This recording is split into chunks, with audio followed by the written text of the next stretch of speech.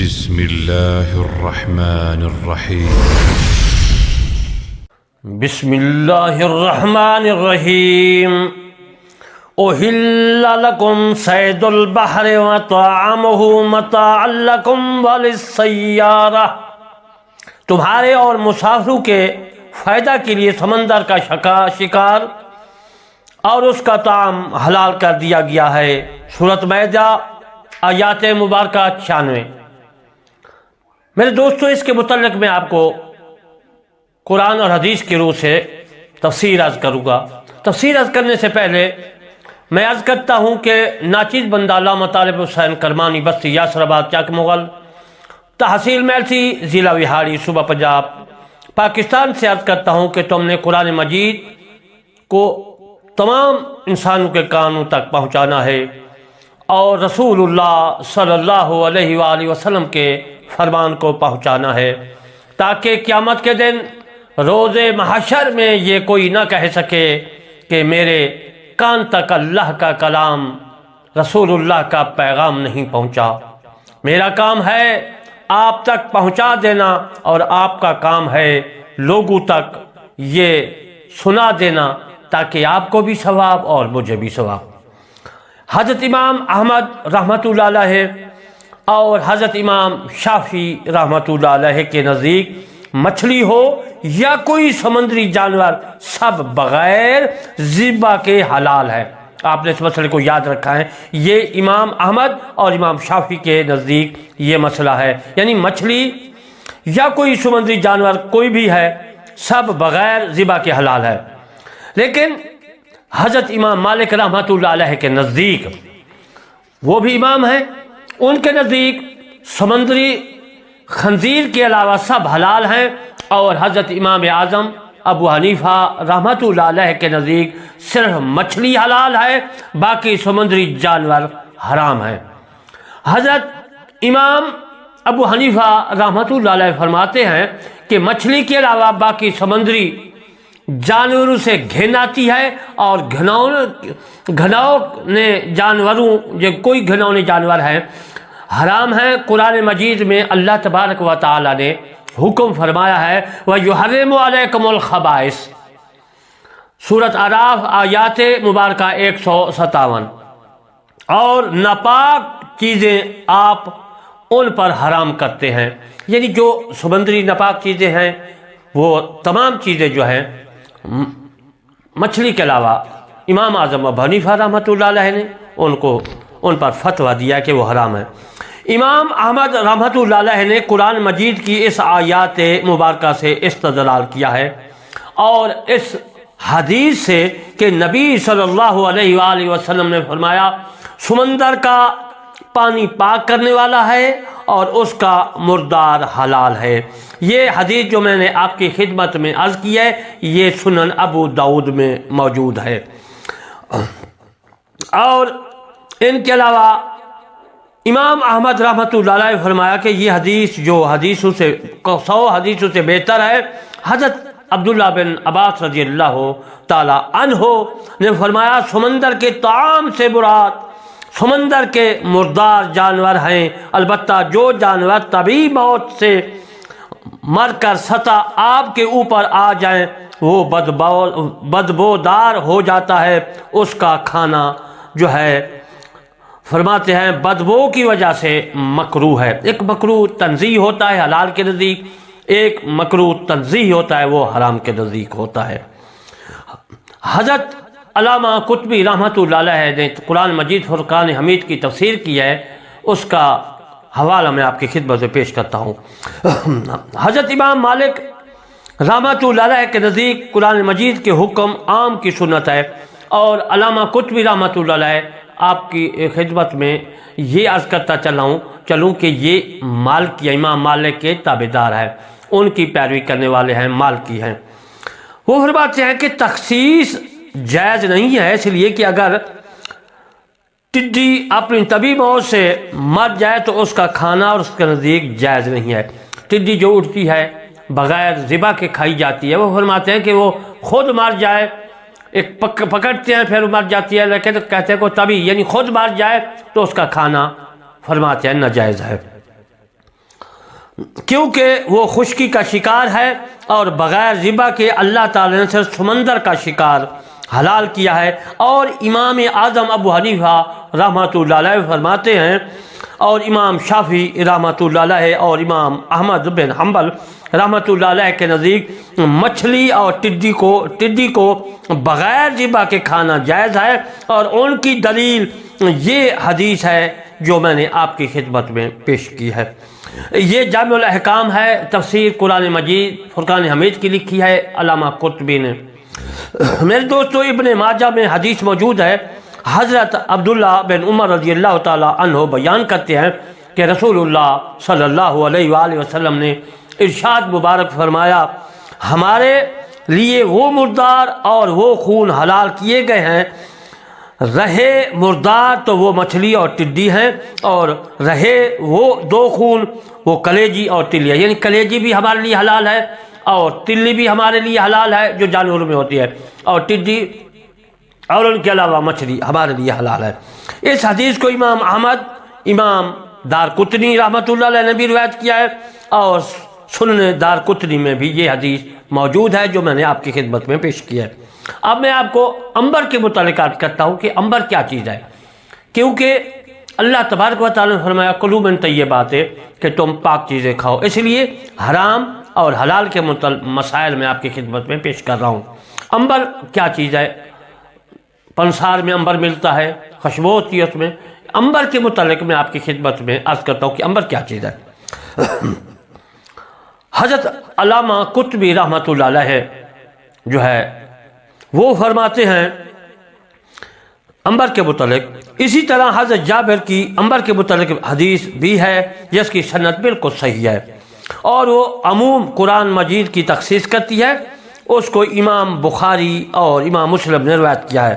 یہ جامع الاحکام میں قرآن میں امام قرطبی نے لکھی ہے۔ حضرت علامہ مجد الدین فیروز آبادی رحمۃ اللہ علیہ وہ عنبر کے متعلق لکھتے ہیں، حدیث بیان کرنے سے پہلے میں آپ کی خدمت میں کچھ باتیں آپ کو بتا دوں۔ عنبر ایک خوشبودار چیز ہے، یہ سمندری جانور کی لید ہے یا سمندر کی گہرائی میں چشمہ سے نکلتی ہے۔ ازہری نے کہا کہ یہ ایک سمندری مچھلی ہے، بعض نے کہا کہ یہ زعفران ہے، بعض نے کہا کہ یہ سمندری مچھلی کی ڈال ہے۔ زعفران تو ہمارے علاقہ میں ہے، اور زعفران میں نے دیکھا ہے، ایک پودا ہے اور ان سے زعفران نکلتا ہے۔ جن لوگوں نے کہا کہ عنبر زعفران ہے، یہ غلط بات ہے۔ علامہ زبیدی رحمۃ اللہ علیہ نے سمندری مچھلی کی تشریح بھی کی ہے، اور میں نے جو آپ کو کہا کہ زعفران وغیرہ یہ کتاب کا نام ہے قاموس، یہ لغات کی ہے، اس میں یہ لکھے ہوئے ہیں۔ اس مچھلی کا طول 50 ذرا 75 فٹ ہوتا ہے، یہ تاج العروس جو لغات کی کتاب ہے اس میں موجود ہے۔ امام بخاری رحمۃ اللہ علیہ کہتے ہیں کہ حضرت عبداللہ بن عباس رضی اللہ تعالی عنہ نے فرمایا، عنبر دفینہ نہیں ہے، وہ ایک چیز ہے جس کو سمندر نکال کر ساحل پر پھینک دیتا ہے۔ یہ صحیح بخاری شریف میں موجود ہے۔ حکیم مظفر حسین لکھتے ہیں، یہ ایک مچھلی سپرم ویل کے شکم سے نکلتا ہے اور سمندر میں سطح آپ پر تیرتا ہوا ساحل باہر سے ملتا ہے۔ اس کی صورت اکثر لوگ گول ہوتی ہے، اس لیے کہ اسے شمامہ بھی کہتے ہیں، اور اس کا وزن نصف سیر سے لے کر 10 سیر تک ہوتا ہے۔ یہ مومی مادہ ہے جو سرد پانی میں حل نہیں ہوتا، لیکن گرم پانی میں گداز ہو جاتا ہے اور چکنا محسوس ہوتا ہے۔ عنبر اشہب بہترین خیال کیا جاتا ہے، اور اشہب اس سیاہ رنگ کو کہتے ہیں جس میں سفیدی غالب ہو۔ رنگ بھورا یا سیاہی میل چکنا اور سنگ مرمر کی طرح جوہر اور ذائقہ میں جو ہے قدرے تلخ، خوشبو اور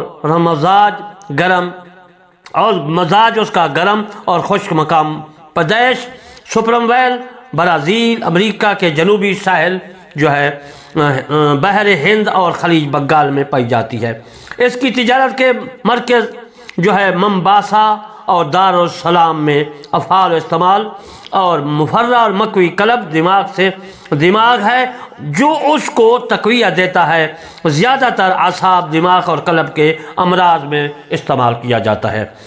علامہ قطبی نے بھی لکھا ہے، وہ بھی میں عرض کرتا ہوں، لیکن میں نے جو آپ کی خدمت میں یہ عرض کیا کہ یہ کتاب المفردات میں جو ہے موجود ہے۔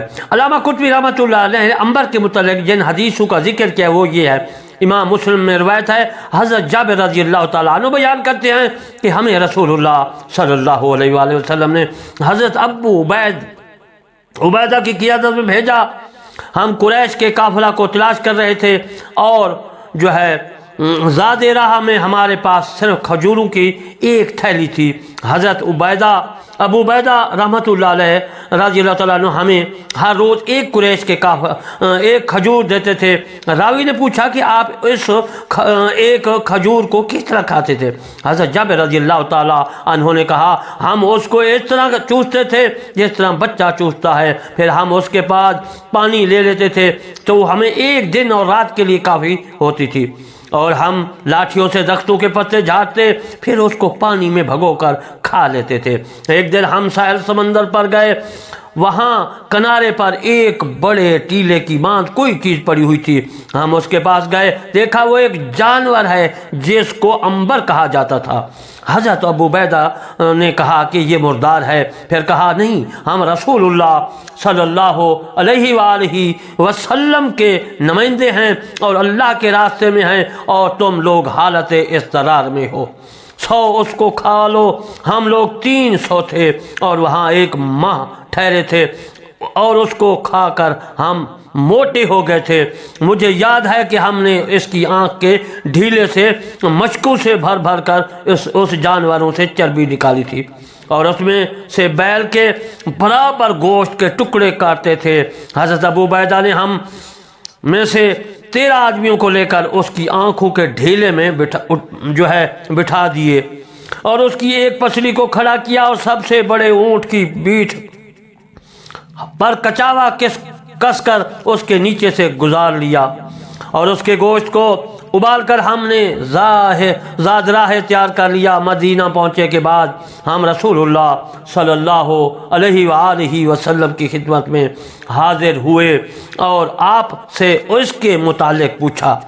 آپ نے فرمایا، یہ ایک رزق ہے جو اللہ تعالیٰ نے تم کو عطا فرمایا ہے، کیا تمہارے پاس اس کے گوشت میں سے کچھ ہے؟ اگر ہے تو ہمیں کھلاؤ۔ حضرت جابر رضی اللہ تعالی عنہ کہتے ہیں کہ پھر ہم نے اس میں سے کچھ گوشت رسول اللہ صلی اللہ علیہ وآلہ وسلم کی خدمت میں پیش کیا اور آپ نے اس کو تناول فرمایا۔ اس حدیث میں مچھلی پر عنبر کا اطلاق مجاز کیا گیا ہے، اس لیے میں نے آپ کی خدمت میں یہ جو حدیث ہے میں نے آپ کی خدمت میں پیش کی کہ اس میں عنبر کا ذکر ہے۔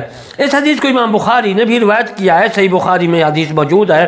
خلاصہ اس کا یہ ہے کہ سپرم ویل مچھلی کے پیٹ سے نکلنے والے ایک خوشبودار مومی مادہ کو عنبر کہتے ہیں، اور اس حدیث میں یہ بھی میرے دوستو ذکر ہے کہ سمندری مردار جانوروں کو بغیر ذبح کے کھانا جائز ہے، اور یہ صحیح حدیث قرآن مجید میں ہے۔ میتہ کی عمومی حرمت کے لیے جو ہے مخصص ہے۔ سطح آپ پر آنے والی مردہ مچھلی کا شرعی حکم کیا ہے؟ میں اب شرعی حکم آپ کی خدمت میں پیش کرتا ہوں۔ جو مچھلی طبی موت سے پانی کے اندر مر جائے، یعنی مچھلی خود مر جائے اور پانی کے اوپر آ جائے یا کنارے پر آ جائے میرے دوستو، اور بدبودار ہو کر سطح آپ پر بھر آئے یعنی ابھر آئے، امام شافعی کے نزدیک اس کو بھی کھانا جائز ہے، اور امام اعظم ابو حنیفہ رحمۃ اللہ علیہ کے نزدیک اس کا کھانا جائز نہیں ہے۔ امام ابو حنیفہ کی دلیل یہ ہے جو میں آپ کی خدمت میں حدیث پیش کرتا ہوں۔ امام ابو داؤد نے اس حدیث کو لکھا ہے جس پر حضرت امام اعظم ابو حنیفہ نے فتویٰ دیا ہے۔ حضرت جابر رضی اللہ تعالی عنہ، حضرت جابر بن عبداللہ رضی اللہ تعالیٰ عنہ بیان کرتے ہیں کہ رسول اللہ صلی اللہ علیہ وسلم نے فرمایا، جس کو سمندر پھینک دے یا جس جانور سے پانی منقطع ہو جائے اس کو کھا لو، اور جو جانور پانی میں مر کر اوپر آ جائے اس کو مت کھاؤ. یعنی کہ جو میں نے خدمت حضرت امام اعظم ابو حنیفہ رحمۃ اللہ علیہ نے فتویٰ دیا کہ مچھلی کو زندہ پکڑ لو وہ تو جائز ہے، حلال ہے. جو مچھلی مر کر اوپر آ جائے یا مچھلی میں پانی پڑ جائے بدبودار ہو جاتی ہے، تو وہ جو مچھلی سمندر میں مر جائے اس کو نہیں کھانا چاہیے. یہ امام اعظم ابو حنیفہ رحمۃ اللہ علیہ کا فتویٰ ہے. اور پھر میں اس کی دلیل بھی پیش کی ہے حدیث کی، جو حضور صلی اللہ علیہ وسلم نے فرمایا کہ اس مچھلی کو نہیں کھانا چاہیے. اور اس کے بعد ملکی اور غیر ملکی صابنوں کو استعمال کرنے کا بھی شرعی حکم انشاءاللہ میں کل کو عرض کروں گا. آج میں نے آپ کو مسائل بتائے کہ کلوا من طیبات، پاک چیزیں کھاؤ. وما علینا الا البلاغ المبین.